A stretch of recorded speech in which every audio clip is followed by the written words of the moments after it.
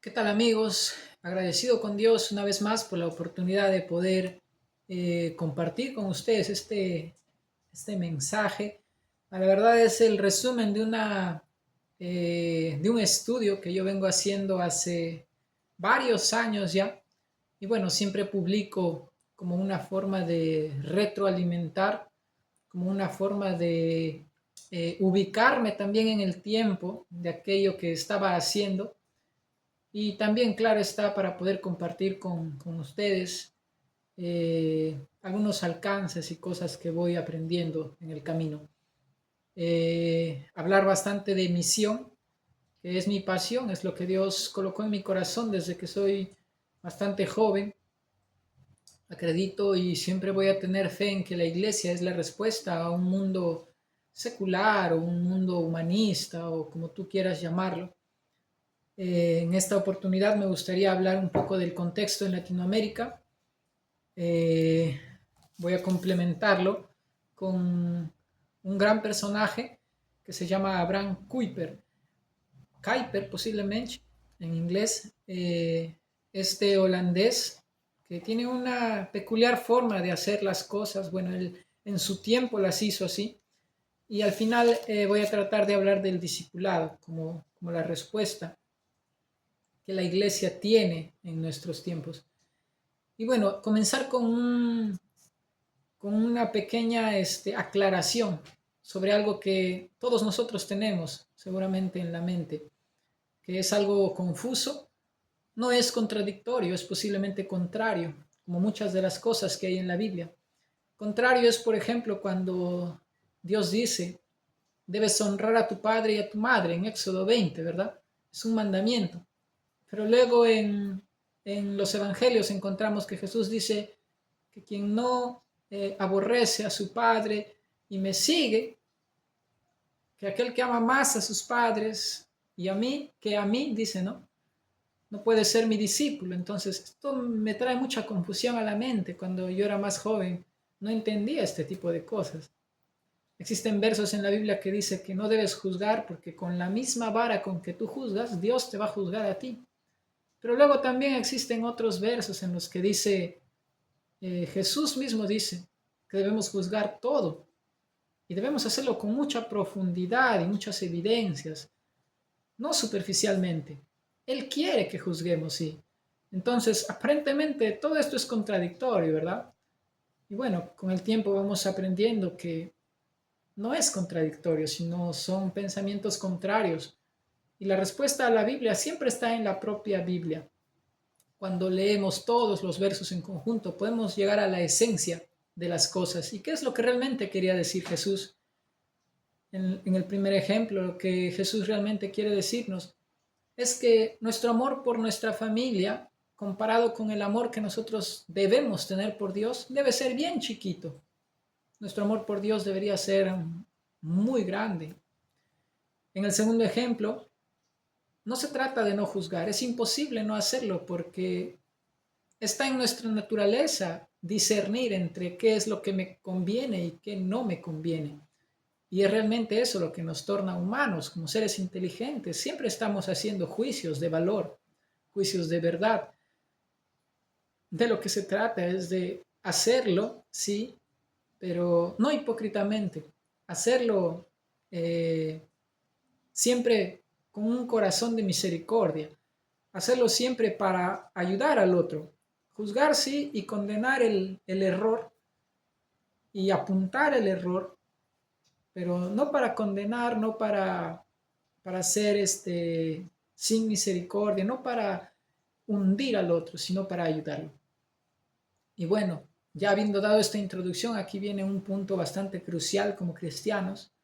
Cuando uno comienza en la caminada se encuentra con versos como 1 de Juan 2, 15 al 17, que dice que no debemos amar al mundo ni las cosas que en el mundo hay. En Romanos 12, 2 nos dice que no debemos conformarnos a este mundo, sino debemos renovarnos.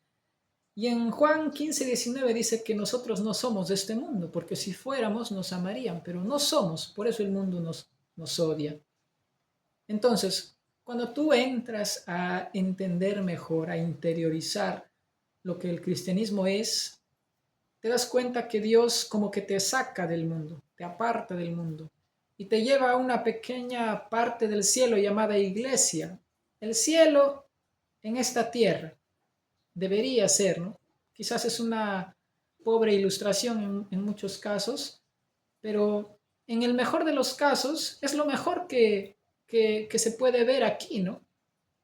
La gracia de Dios en sus hijos, viviendo en comunidad, tratando de amarse los unos a los otros. Eso es lo más cercano que tenemos cuando hablamos de nuestros prójimos, que aman al mismo Dios que nosotros amamos. Cuanto más tú te introduces en esta esfera de la realidad, de la sociedad, más te das cuenta que hay otra cosa, hay algo más en esta vida y que eso es más importante. Y vas soltando, ¿no? Como que vas dejando las cosas del mundo, las cosas terrenales, intrascendentes, te vas focando cada vez más en lo eterno, te vas focando en algún día estar con Dios y que eso es lo que más anhela tu alma. Y cuando ya estás tan apasionado y direccionado, llegan versos como el de Mateo 28, en los últimos versos, y Jesús te dice bien claro así, por tanto, id y haz discípulos, dice, ¿no? Hagan discípulos a todas las naciones. Y ahí luego te dice cómo, ¿no? Bautízalos en el nombre del Padre y del Hijo. Yo estaré contigo, dice, ¿no? Entonces, primero Dios nos dice, salgan, apártense. Muchos salmos hablan de no tener comunión con los impios, pero ahora Dios te dice, Jesús te dice, no, ve. Él te envía, ahora Él te manda. Y es un mandato, ¿no? Es imperativo. Él te dice, anda, procura a los que están ahí en el mundo. Introdúcete en el mundo. Sumérgete ahí en el mundo, ¿no? Muchas veces eso trae mucha confusión a mi vida, porque es difícil.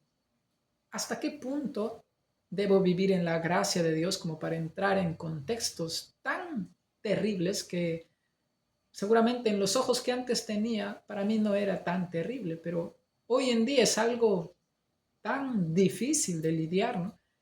Y que no quiero estar ahí, no solo porque es una tentación, a veces es simplemente algo detestable, pero Dios te dice, ve ahí, sé testimonio ahí. Hay diferentes contextos, ¿no? Hay contextos y contextos, mis amigos. Ahora el detalle viene en cómo hago esto, ¿verdad? ¿Cómo? La pregunta es ¿cómo? Muy bien, Señor, yo quiero ser obediente, quiero tratar de hacerlo. No soy sociable, yo no era para nada sociable, pero quería ser obediente.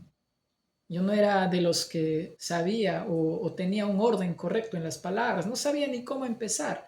Era una persona tosca para hablar y muy cruda por todas las cosas que pasaron en mi vida. No me interesaba tener mucho relacionamiento con las personas, ni dentro de la iglesia, ¿no? Era algo que fue en proceso. Pero ahora Dios me dice, ve al mundo, ¿no? Ve a procurar a aquellos que yo escogí y tú vas a ser solo herramienta, ¿no? Yo voy a hacer todo el trabajo. Y bueno, estás en esa confusión. La pregunta es cómo. Cuando yo tenía 20, 23 años, tuve muchos problemas existenciales primero y luego no de rebeldía, sino que realmente quería hacerlo, pero no sabía cómo, ¿no? Entonces, ahí es donde viene la esencia, mi amigo, y de eso quiero hablarte. Para hablarte de eso, me gustaría que entiendas primero Primera de Corintios 3:10. Esto es parte de los estudios que vengo haciendo, ¿no? Cuando yo iba a predicar en Argentina, siempre Dios me llamó como que a hacerlo en la calle primero, ¿no? Porque a veces tú viajas y no conoces a nadie, ¿no? Entonces, como que mi corazón estaba dispuesto a hacerlo en la calle, predicar en la calle. En la calle era donde quería informarme. Entonces Dios me dio eso de poder ir y preguntar cosas y crear ahí algún tipo de conexión para poder aprender. Y cuando yo preguntaba a las personas en la calle, en todas las ciudades que Dios me permitió estar aquí en Sudamérica, sea en Argentina, en Chile, en Bolivia, aquí en Brasil, cuando tú les quieres hablar de tu fe, ¿no? La verdad es que las personas ya entienden bastante. Saben que Cristo vino, saben cuál es el contexto. Ahora con las redes sociales las personas están bien informadas. Difícilmente te vas a tocar con un ateo, aunque muchos dicen que Sudamérica está llena de ateos. La verdad es que difícilmente te vas a tocar con un ateo que no quiere saber o no sabe nada de Jesús. Hasta por cultura general ellos lo saben. Entonces, muchos de ellos entienden inclusive eh, por cultura o por algún familiar, entienden el Evangelio, entienden todo eso. No han sido quizás tocados porque no solamente es estudio, no solamente es académico, ¿verdad? La parte más importante es espiritual. Tú puedes saber mucho, pero si Dios no te toca, si Él no te despierta, obviamente no serás regenerado. Pero el punto es que ellos saben lo suficiente. Ya los que vinieron antes que nosotros, y Sudamérica está siendo sembrado por muchos desde hace décadas, ya ellos hicieron ese tipo de trabajo, sembrar. Lo que yo puedo ver y lo que cada vez se promueve más, bueno, a veces no lo vemos, también es difícil de verlo desde diferentes perspectivas, pero lo que nos toca hacer hoy en Latinoamérica es sobreedificar. El versículo de Pablo, cuando él dice que somos cooperadores de Dios, él dice que segundo la gracia que Dios le dio, él como sabio arquitecto colocó el fundamento y después va a venir otro y va a sobreedificar. Y cada uno debe ver cómo hace las cosas. Ese es el contexto en el que Pablo está hablando de que todos somos cooperadores. Él sembró, viene Apolo y riega, pero todos trabajamos para Dios y Él es quien hace las cosas, todo es para su gloria. Y aquí él dice que siembra y otro sobreedifica, ¿verdad? Separándolo en épocas. Sudamérica ya fue sembrado, mis amigos. Lo que hoy se necesita en Sudamérica es sobreedificar. Es en aquello que fue sembrado comenzar a sobreedificar en muchas áreas, ¿no? Hablando del área espiritual, claro que sí, en general, pero siempre las personas tienen como huecos, como vacíos, como lagunas, que no fueron bien explicadas o simplemente ellos se equivocaron por estar buscando información en todas partes o simplemente vino algún falso maestro y dejó doctrinas erradas, ¿no? Equivocadas. Muchas veces la buena intención de las personas desvía del camino a los otros. Entonces son muchas cosas. El punto es que Latinoamérica necesita hoy que sea sobreedificado. Me gustaría hablar de Abraham Kuyper en esta parte, porque es una de las personas que influenció mi vida bastante. No es que sea el que más influenció mi vida. Sinceramente tengo muchos maestros que conocí en libros, en el internet. Dios me hizo autodidacta, esa es la palabra. Y, y bueno, traté de aprender por recomendación también de algunos amigos y todo eso. Y un día me toqué con Abraham Kuyper, que es uno de los que yo sigo dentro de esa línea, Francis Schaeffer también.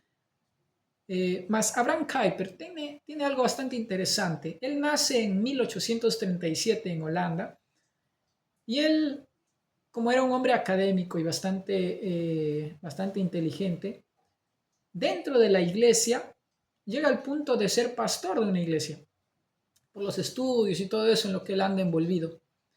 Solo que llega a ser pastor de una iglesia sin ser convertido. Y es uno de los miembros de su iglesia el que lo confronta. Y gracias a que Abraham Kuyper posiblemente tuvo que, en humildad, ¿no?, tratar de aprender de ese hermano, gracias a ese hermano él comenzó a entender que realmente su fe no era lo que él pensaba, ¿no? Y bueno, ahí Abraham Kuyper se convierte y comienza a aprofundar mucho en los principios de Calvino y en la fe reformada, que es un ícono bastante representativo allá en Países Bajos. Uno de los puntos que él más resalta dentro de sus escritos, porque él no solo fue presidente e inauguró escuelas y universidades, él también trabajó como jornalista y en la política. Y bueno, dentro de una de esas ramas, él habló bastante acerca de la gracia común. Y esto es algo que me gustaría que ustedes puedan eh, tener bastante gracia y aprofundar su entendimiento en lo que él realmente quería transmitir. Muchos lo critican por este tipo de cosas, pero no se trata de ser mente abierta. Pienso que esa no es la mejor frase. Quizás la mejor palabra sería tener gracia, justamente, para poder entender esto que Abraham Kuyper no acuña, sino desenvuelve, ¿no? Ya hubieron otros que hablaron de esto bastante. Esa es una de las cosas que a mí me martirizaba a veces de noche, el hecho de que conocía personas en mis viajes y esas personas eran más morales o tenían una dedicación por lo bueno más fuerte que los que yo conocía que eran cristianos o estaban envolvidos en cosas, así sea de trabajo social, pero estaban muy envolvidos en hacer el bien, en lo verdadero, en, en lo bello y en lo justo, más envolvidos que muchos de los que yo conocía, que eran cristianos a muchos años. Entonces, el primer desafío era entender cómo esto es posible y lo segundo era reconocer. Yo pienso que esa es la palabra más adecuada, reconocer que hay sabiduría, hay inteligencia, hay capacidad, hay talento en los que nunca fueron regenerados, en los que a veces ni acreditan ni creen en Dios. Cuando tú reconoces, puedes entender que ellos como creación de Dios, por el simple hecho de haber sido creados por un ser tan inteligente y sumamente poderoso, ellos, por decirlo así, heredan algo tan mínimo como puede ser, pero eso los lleva a hacer cosas, ¿no? Que para nosotros es muy sorprendente a veces. Entonces, dentro de la ciencia, dentro de las escuelas, las universidades, hay muchas personas que realmente tienen grandes capacidades. Y de esto hablaba Abraham Kuyper, ¿no? Nuestro amigo Abraham Kuyper, nuestro hermano, hablaba mucho sobre eso y nos lleva al punto de querer entender esa realidad, reconocerla y ahora en pensar, ¿no? Eso no solamente es motivo de contemplación, también es motivo de aprendizado. Y es cierto, ¿no? Una de las cosas que él más nos llevó a considerar y a reflexionar es que la vida cristiana no solamente es diálogo, también es in- inserirse en el contexto. Eso es algo de lo que nosotros tenemos mucho miedo. Y si usted quiere realmente cumplir la gran comisión, va a tener que luchar con eso. A veces es difícil, es fácil, perdón, hablar, ¿no? Y compartir, pero ir y convivir en el contexto de esas personas a las que tú les hablas, se necesita mucha gracia y misericordia para conseguirlo y sobre todo para pasar un buen tiempo con ellos. Lo otro que él postulaba era que la vida cristiana no solo es antítesis, no solo es que ellos, por así decirlo, en el peor de los casos, ¿no? Como lo dice la Biblia, que es cierto, la verdad, ¿no? Nos odian o no piensan igual que nosotros o nos van a llevar la contraria o aquellos que no tienen la fe que nosotros tenemos, que no creen en Dios, van a tratar de injuriar y de hacer todo lo posible para que las cosas de Dios y para que sus hijos no sean fieles, ¿no? Pero no solo es esa antítesis, también hay una tesis, y es el hecho de que ellos muchas veces, indirecta o indirectamente, están envolvidos en la obra de Dios. Usted si se pone a pensar, y Kuyper escribió libros sobre eso, ¿no? Sobre gracia común. Si se pone a pensar, muchos de los que a veces dan dinero para las misiones son personas que jamás fueron regeneradas, que a veces no fueron sus ojos abiertos, ¿me entienden? Muchas de las cosas que se hacen, no solo en las misiones, sino en las iglesias o incluso en la vida secular simplemente, eh, son apoyadas por personas que nunca fueron regeneradas. Entonces, por otro lado, el otro punto que él bastante enfatizó fue que el cristianismo no solo es sectorismo, sino también globalismo. ¿A qué se refiere con eso de sectorismo? Cuando tú eres cristiano, procuras un trabajo donde hayan cristianos y una escuela para tus hijos que sea cristiana. Y generalmente te mueves ahí, ¿no? En la iglesia, el trabajo, tu casa y el colegio de tus hijos. Ahí posiblemente, si quieres ir a aprender música, una escuela de música cristiana. Entonces, como que comienzas a vivir en una burbuja y solito creas muros para que te protejas, ¿verdad? Pero al mismo tiempo eso te aparta de las personas del mundo. Entonces, no solamente se trata de quedarse ahí aislado o de aislarse, sino también de tratar de hacer cosas para que los del mundo también participen o no se aíslen o no haya esa pared entre estas dos cosmovisiones, filosofías de vida tan diferentes, entre estos dos estilos de vida tan diferentes. Entonces, en todas estas cosas, Abraham Kuyper tiene mucha razón. Si hoy en día la iglesia ha perdido ese vigor y esa actitud, ese énfasis en la sociedad, es gracias a que ya la empatía no es algo que se practica con los que no creen en el mismo Dios que nosotros creemos. Entonces, para resumir, pienso que este tema de Abraham Kuyper es bastante amplio, pero para resumir, había un punto en el cual criticaban a Abraham Kuyper y pienso yo que es el hecho de que muchos van a llegar a los extremos con este tipo de cosas, ¿verdad? Siempre se ve eso. Y es el hecho de que si tú motivas a las personas, así como él mismo hizo, él fue primer ministro en la política de Holanda, y él tenía este tipo de pensamiento, ¿no? De que, bueno, tenía esa habilidad, la verdad. Si habían personas de diferentes partidos, habían personas que estaban por ahí en el aire, ¿no? Puede que ellos no sean cristianos, pero si tenemos un punto en común, igual, el mismo punto en común, podemos trabajar juntos para llegar a ese fin. Él creía en eso y él era muy hábil para hacer eso, crear relaciones de ese tipo. No se trata de que todos sean cristianos y crean en el Dios que yo creo, sino si tenemos dentro de la política motivaciones para un punto en común que va a ayudar a la sociedad, vamos por eso, ¿no? Entonces él perseguía la justicia y perseguía el bien y todo eso, no siempre considerando solamente a los cristianos, y eso era algo muy bueno en él también. Y bueno, voy a tener que hablar de esto porque esto es algo que quedó marcado en mi vida y que siempre lo utilizo, ¿verdad? Él habló y él desenvolvió esta idea de las esferas. Existen, voy a hablar solo de 3 esferas en la sociedad para que lo puedan entender mejor.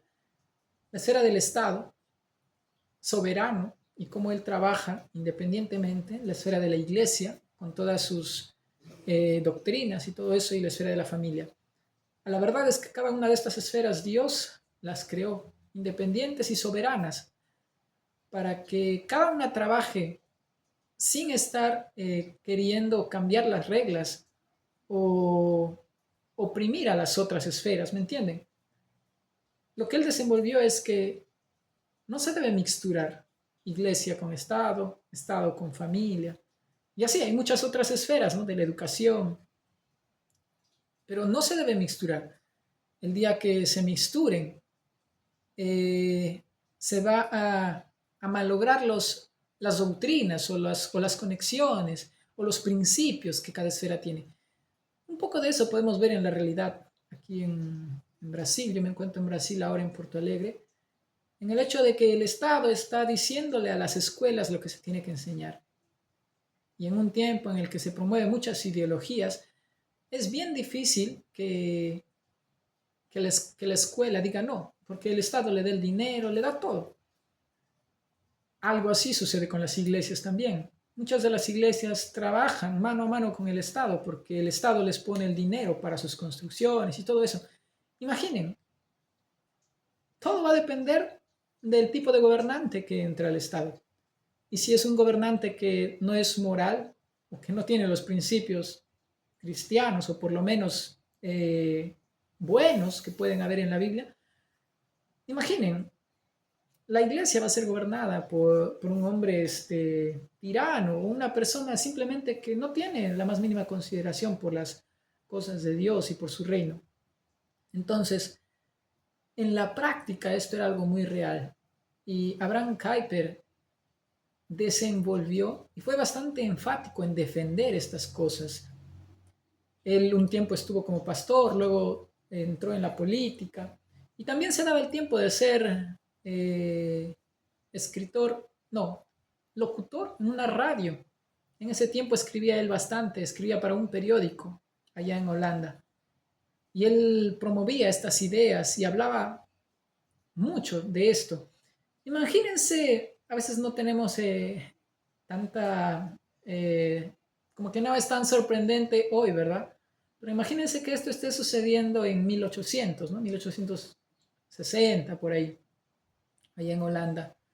Si bien es cierto, hoy Países Bajos, países como Holanda, en comparación a Latinoamérica, ¿no? A Sudamérica tiene un tipo de gobierno y todo mucho más desenvolvido que nuestro continente.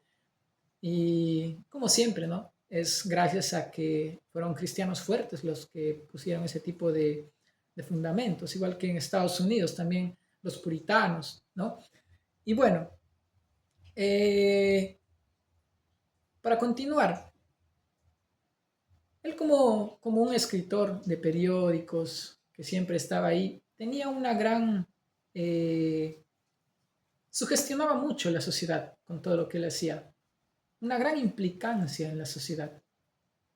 Y eso lo motivó a hablar de esas cosas, diciendo que los cristianos deberían, sí, institucionalizar como escuelas cristianas, universidades cristianas, centros de arte cristianos, trabajar en la política y motivar a los cristianos a que se metan en política y en todo lo mayor posible, porque su idea era que con esto, consiguiendo esto, los incrédulos, los impios, como dice la Biblia, iban a tener o iban a estar expuestos a la gloria y la gracia de Dios. Y así se iba a poder transformar el mundo. Y bueno, para comenzar ahora con las críticas, existen, claro, puntos en los cuales, como les decía, no se puede llegar al extremo. Y uno de esos extremos es el hecho de que si tú institucionalizas todo como algo cristiano, por ejemplo, si algún hermano de la iglesia crea su escuela cristiana, el otro su escuela de arte cristiana o de música cristiana, el otro crea su gimnasio cristiano y así todo. Las personas que van a frecuentar esos lugares son cristianos y no van a ir, difícilmente vas a ver ahí a incrédulos.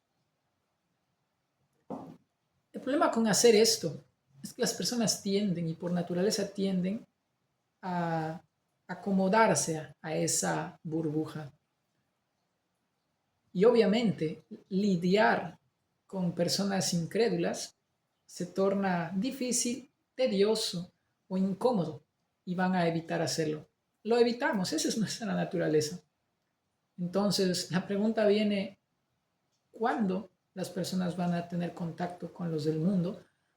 Si solo van a ir de una esfera a otra en las cuales hay solamente cristianos.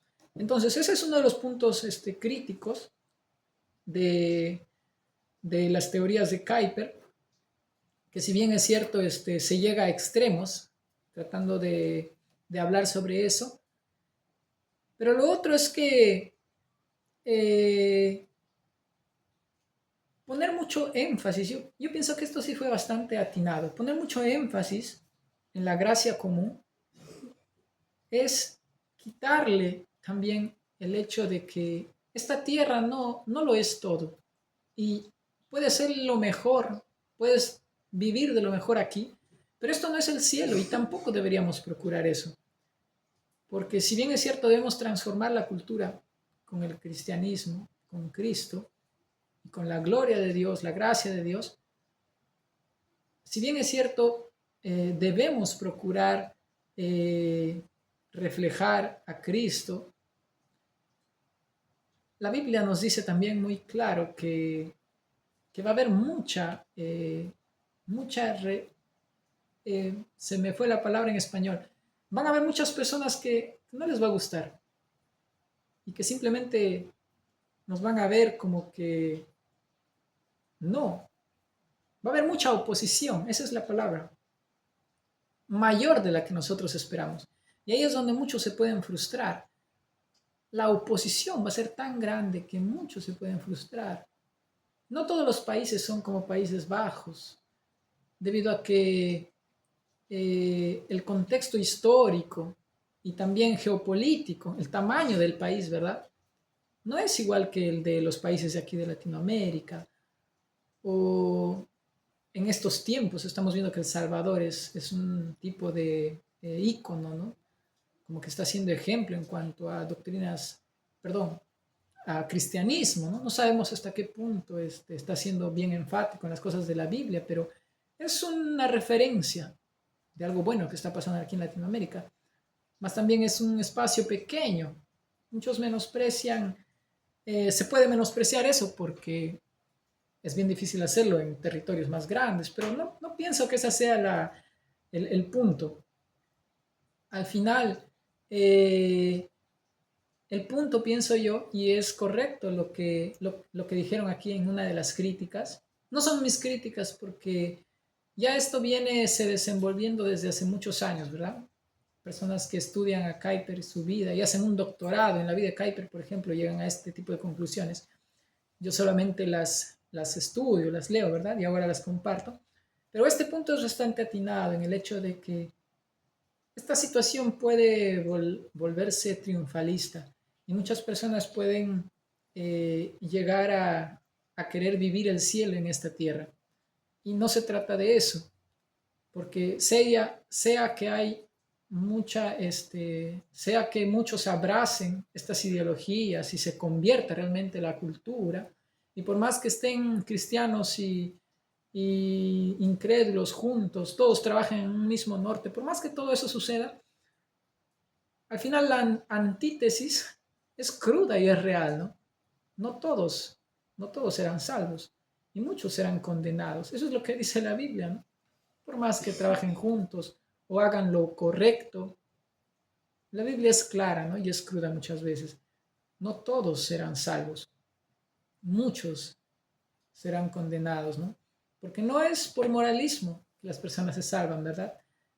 Es por reconocer que estamos errados, ¿no? Que estamos mal delante de Dios y que solo Cristo puede salvarnos. Entonces, ese es un punto crítico bastante interesante en las filosofías que hicieron a las filosofías de Kuyper. Y lo otro es que eh, debido a que tú le das demasiado énfasis en crear instituciones cristianas, la iglesia pierde eh, ese valor que debería tener en la sociedad. No porque sea malo que se haga esto, me gustaría que entiendan esta parte, es bastante interesante. No es que esté mal tener esa motivación de crear una escuela cristiana para personas cristianas, ¿no? Sobre todo si en tu barrio, como en el mío, por ejemplo, la situación está bien complicada. Pero no es que esté mal, simplemente otra vez la vida de las personas y en la mente de las personas está más valorizar las cosas del mundo que las cosas de Dios. Un ejemplo bien simple. Las personas hoy en día reconocen más a empresarios que tienen suceso con una cadena de escuelas cristianas que al pastor que se dedica a predicar en su iglesia fielmente todos los domingos, quizás solamente a 20 o 30 personas. Las personas van a valorizar más a ese hombre como un hombre de Dios, ¿me entienden? Ese era el punto. Hoy en día, las personas que están trabajando en la iglesia y haciendo que la iglesia acontezca, que se haga realidad, porque eso es lo que Jesús nos encomendó. No nos dijo, creen instituciones cristianas, nos dijo, sean la iglesia, hagan la iglesia. La realidad es que hoy muchos, y lo peor es eso, que los mismos cristianos menosprecian la iglesia.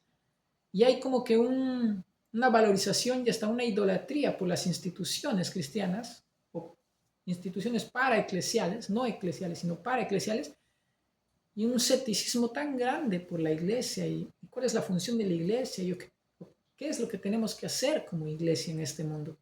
Entonces, ese era un punto bastante interesante en la crítica que hicieron a las filosofías que Abraham Kuyper Chiña tenía. Entonces, algo bastante interesante podemos ver con Pablo el día que fue al Areópago. Él vio las obras de los griegos y las reconoció, como Abraham Kuyper, ¿no? Lo reconoció. Pero él no les dijo, voy a abrir mi centro de estudios filosófico sobre Cristo, ¿no? Él fue la iglesia. Él hizo la iglesia. Él hizo que la iglesia se revele, acontezca. Él simplemente fue la iglesia. A mí me hubiera gustado también ser la iglesia como él lo fue en ese entonces, ¿no? Pero Abraham era un hombre, perdón, Pablo era un hombre bastante utilizado por Dios y él lo hizo bien. Él confrontó a esas personas diciéndole y hablándoles de Cristo, ¿verdad? Él les predicó el Evangelio. Entonces, la respuesta para el mundo no es las instituciones, no es que esto sea malo, ¿verdad? No queremos ser contradictorios. Simplemente eso no es lo principal. Lo principal es hacer la iglesia y ser la iglesia. Porque la Biblia habla de la iglesia como la sal. Y la sal no es algo que regenera, claro está, no regenera la carne, pero sí le da un retardo para que la carne no apodrezca. Dios nos mandó a hacer eso con el mundo. La iglesia es la luz y la luz no genera cosas, pero la luz mantiene las personas con un senso con una sensibilidad de qué se puede hacer o qué tienen que hacer. Cuando tú entras a un cuarto oscuro, cometes muchos errores, ¿verdad? En este mundo, si no hubiera luz, si los cristianos no fuesen luz, si la luz que el Espíritu Santo trae a este mundo no estuviera aquí, no sabríamos diferenciar, no podríamos diferenciar entre lo correcto y lo incorrecto. Estaríamos embarrados en nuestros errores.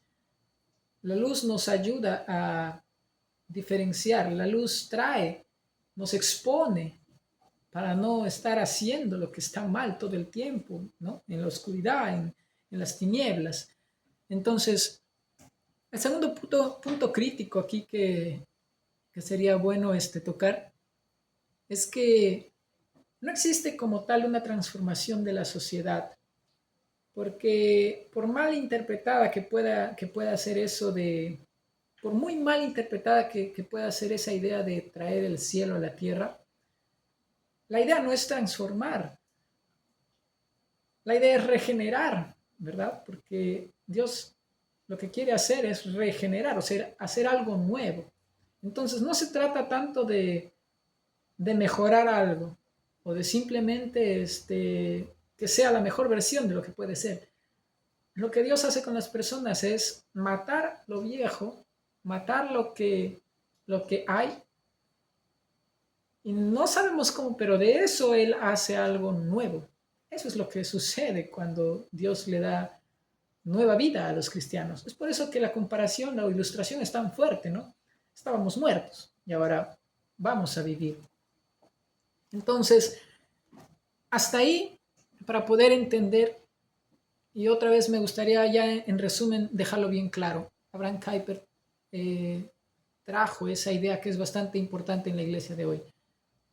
El hecho de no solamente dialogar, sino inserirnos en la cultura y ser parte para poder entender y desde ahí ser o hacer y ser activos, ¿verdad? Intencionales. No solamente es la antítesis, es la tesis también, y no solamente es sectorizarnos, ¿no? Sino también ser más abrangentemente eh, productivos, hacer cosas que realmente sean notables, ¿verdad?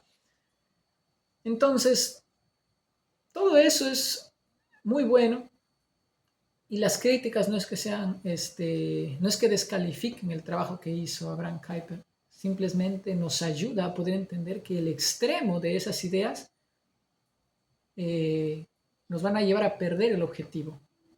El objetivo no es ir al cielo, el objetivo es ir para allá porque Jesús está ahí. Y querer crear el cielo en esta tierra de ninguna manera es lo que la Biblia quiere o muestra. Para continuar, bueno, creo yo que ya he defendido bastante a la iglesia, pero existe un gran problema entre institución y iglesia en nuestros tiempos. Vale la pena decir institución y organismo, perdón. ¿Por qué? Porque realmente nosotros creemos que la iglesia se está institucionalizando mucho en nuestros días.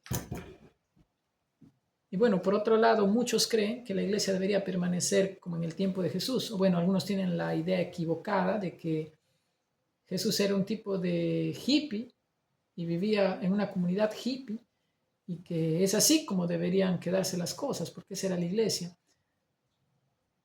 Que haya habido perseguición no significa que la iglesia no haya tenido algo de institucionalizado.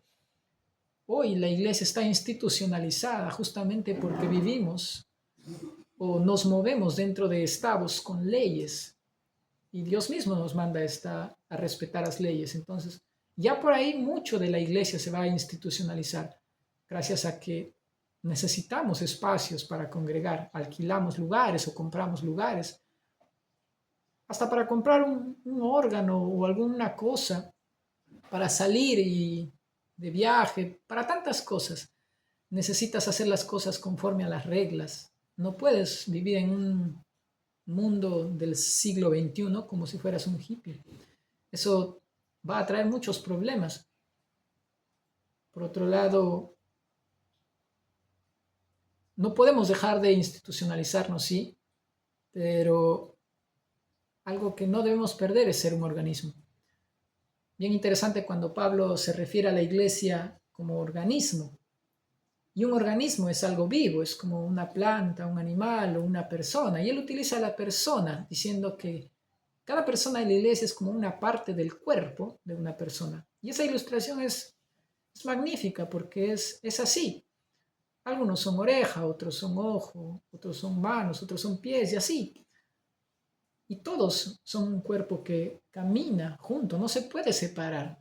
Es por eso que el norte tiene que estar claro para todos, para que en equilibrio y en sincronización se mueva. No se puede separar. Como organismo, la iglesia evangeliza de corazón a corazón. Es lo que nosotros conquistamos. Corazones y mentes. El Espíritu nos guía a poder conquistar eso. Nosotros no sabemos quién va a despertar. Ese trabajo es de Dios solamente.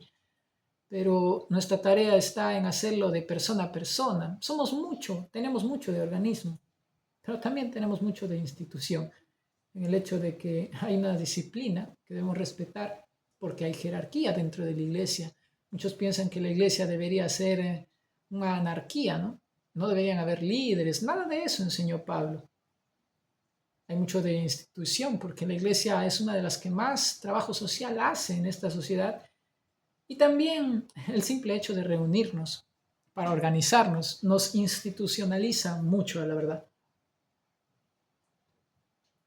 Otra vez existe un tipo de idolatría por las instituciones gospel o para eclesiales y un escepticismo bastante grande en cuanto a la función que la iglesia y cada uno de nosotros como iglesia debería cumplir en este mundo. ¿Por qué es que estamos aquí? ¿Cómo debemos hacerlo? Esas son las preguntas a veces más irónicamente más fuertes hoy en la sociedad, en la mente de los cristianos. Si bien es cierto, eh, todos debemos tener en claro que lo que transforma la vida de las personas no es esas instituciones, por más académicas y preparadas que puedan ser para introducir la Biblia en la mente de las personas. Eso no es lo que transforma la vida de las personas. Lo que transforma la vida de las personas es el Evangelio. Y el Evangelio solamente acontece, solo sucede cuando una persona se lo dice a otra o cuando alguien se lo escribe a otra persona. Dios podría hacerlo sin nosotros, pero quiso hacerlo con nosotros. Él quiso que nosotros seamos parte de eso y Él va a utilizarnos. No importa si eres bueno dando discursos o palestras sobre el Evangelio. Al final es Dios el que hace que eso sea efectivo, ¿verdad?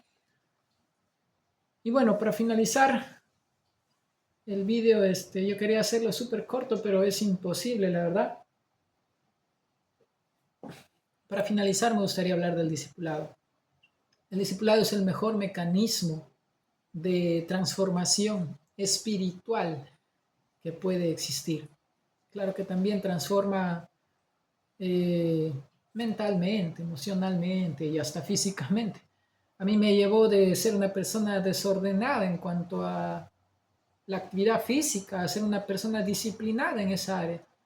Es bastante sorprendente cómo el Evangelio regenera y renueva y redirecciona todas esas áreas de tu vida y cada vez quieres ser mejor.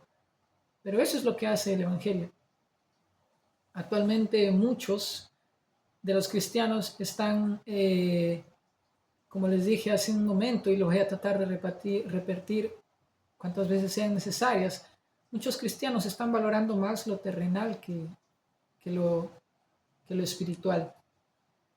Para hablar de discipulado necesitamos ser conscientes de que si tú no, como padre de familia, si tú no recomiendas a tus hijos a prepararse teológicamente, o en cuanto al amor al prójimo, o en cuanto a los principios bíblicos, si tú no estás más preocupado en esas áreas en la vida de tu hijo y estás como que, no sé, estás siempre empujando a tu hijo a que estudie una carrera, a que tenga una empresa, a que se desenvuelva bien en la sociedad. Si estás haciendo eso con más énfasis, no le estás motivando a dedicarse a las cosas de Dios y a lo trascendental, obviamente está siendo incoherente con lo que la Biblia dice. Lastimosamente es así como vivimos hoy. Una de las cosas más difíciles posiblemente que podemos enfrentar es el hecho de que ya no existe a veces una diferencia entre las personas del mundo y las personas de la iglesia. Y al mismo tiempo, las personas de la iglesia son tan anti-empáticas, son para nada empáticas con las personas del mundo, pero hacen lo mismo que esas personas hacen. Es tan irónico, es tan confuso, pero es eso lo que se ve mucho en la iglesia de hoy. Si bien es cierto, podemos verlo bien claro en la Biblia, una ilustración tan simple con la que Jesús nos muestra cuando Él está con sus discípulos y sus discípulos le dicen, Señor, tenemos que dar impuesto. O sea, tenemos que, sí, también dedicarnos, ¿no? Un poco, por lo menos un poco a las cosas terrenales, como por ejemplo pagar nuestras cuentas. Jesús no les dice no lo hagan. Jesús agarra una moneda y les dice de quién es esa cara, aquí en la moneda, y es del César. Entonces denle al César lo que es del César, pero denle a Dios lo que es de Dios. Lo que Jesús quería enseñar es que esa pequeña parte de tu vida que a ti te costó para poder darla a lo secular, a lo terrenal, cúmplela, pero no le des lo más importante. a lo terrenal, a lo superficial, a lo pasajero. A Dios tienes que darle lo que es de Dios. Lo más importante, dale a Dios. Eso es lo que Jesús estaba enseñando. Es muy simple. Es bastante interesante que el discipulado habla hoy a muchos como si fuera algo tan superficial. Muchos plasman y ejecutan el discipulado como algo tan superficial, cuando en realidad tenemos al mismo Señor Jesús discipulando a sus discípulos y lo tenemos bien claramente ahí en la Biblia de cómo es que se tiene que hacer. Él comía con sus discípulos, a veces jugaría con ellos, haría algún chiste. No solo estaba metido e influenciando en las cosas espirituales, también lo vemos haciendo cosas de hombres, ¿verdad? Viajando, caminando juntos, comiendo, se divirtiendo como un humano. Pero algo que él hacía para discipular es dedicar no el tiempo que le sobra, sino el tiempo realmente de calidad para pasarlo con Dios y con los hombres. Porque si tú dices que amas a Dios, que no lo ves, y no amas a los hombres que tú ves, también es una incoherencia. Entonces, el mayor mandamiento es ama a Dios y el segundo más grande mandamiento es ama a tu prójimo. Si tú no le dedicas honestamente tiempo de calidad y un buen tiempo de calidad a tus prójimos, ¿cómo puedes estar haciendo discípulos? No hay forma de hacer discípulos. Muchos han visto la forma de hacer discípulos como simplemente apunta a la dirección en la que se encuentra una iglesia y esa es tu parte y ya está. O te voy a dar el número de alguien que pueda ayudarte y ya está. O, no sé, escucha a tal persona, pero nosotros no queremos sentarnos ahí y simplemente escuchar algún problema. O a veces es más fácil dar unas monedas para ayudar a alguien y ya está, y nos conformamos con eso. El discipulado es invertir tu vida, porque tu tiempo es tu vida, invertir tu vida en otra persona. Y no va a ser de una sola vez, depende de cada contexto, claro está, pero si tú quieres realmente ser parte de lo que Dios está haciendo en la vida de las personas, vas a tener que frecuentar a esa persona seriamente y para muchas cosas diferentes, ¿no? No solamente para enseñarle lo espiritual. Al igual que Jesús, vas a tener que estar ahí haciendo cosas quizás que no son muy productivas espiritualmente, pero que a veces la otra persona valora bastante. Entonces, se necesita bastante gracia y misericordia, la cual solo Dios puede darnos para poder realmente dedicar nuestra vida en otra persona. A veces es un mes, a veces es 3, a veces es 8 meses. No lo sabemos, pero es necesario que pensemos en las cosas trascendentales, en las cosas que realmente importan. Porque si la iglesia en su esencia es misionera, y eso quiere decir que va y comparte el Evangelio, pero no simplemente lo dice o lo proclama, sino que quiere asegurarse de que los que lo escuchan lo sigan escuchando, de eso se trata. Si nosotros dejamos de hacer eso, es como que la iglesia pierde una buena parte, no la parte principal, pero sí una buena parte de lo que Dios nos mandó a hacer en esta tierra. Lo principal es vivir para Cristo, no importa si las personas se convierten o no, la gloria es de Dios y nuestra vida debe ser reflejo de eso, de su gloria. Ese es el primer llamado, vivir para Cristo. Pero lo segundo, mi amigo, si tú no lo practicas, te aseguro que lo primero va a ser grandemente afectado porque es totalmente incoherente otra vez decir que vives para Cristo, pero no te interesas por las cosas que a Él le interesan. Porque Jesús vino, si no es por sus prójimos. Porque Jesús vino si no tenía interés en las personas. Debemos tener el mismo corazón de Jesús. Porque si decimos que lo amamos, vamos a amar lo que Él amó. Y Él amó a los hombres hasta el punto de dar su propia vida por ellos. Lo más importante para Dios es Dios mismo. pero en su misericordia Él ama lo que Él hace, lo que Él crea. Y lo que Él escogió desde antes de la fundación del mundo, Él no lo va a dejar perderse. La Biblia habla muy enfáticamente de aquellos que son suyos. Y nosotros no sabemos quiénes son. Por eso Él nos manda a procurarlos. Con esta voz tan débil, posiblemente incapaz de hombres que tenemos, anunciarlo. Y Él se va a encargar de todo. Nosotros solamente debemos ser obedientes, ser sinceramente obedientes, con honestidad dedicar nuestro tiempo a lo que realmente importa. Espero que haya podido ayudar bueno, se extendió un poco, pero pienso que el Espíritu va a trabajar en la vida de mis hermanos, de mis amigos, que va a ayudarnos a despertar, porque la respuesta está en Cristo y Él nos dejó esa solución y se llama iglesia y debemos hacer y ser la iglesia hasta que Él venga, hasta que Él se lleve a su iglesia. Es lo que Él va a venir a buscar, su iglesia. Gracias, hasta la próxima.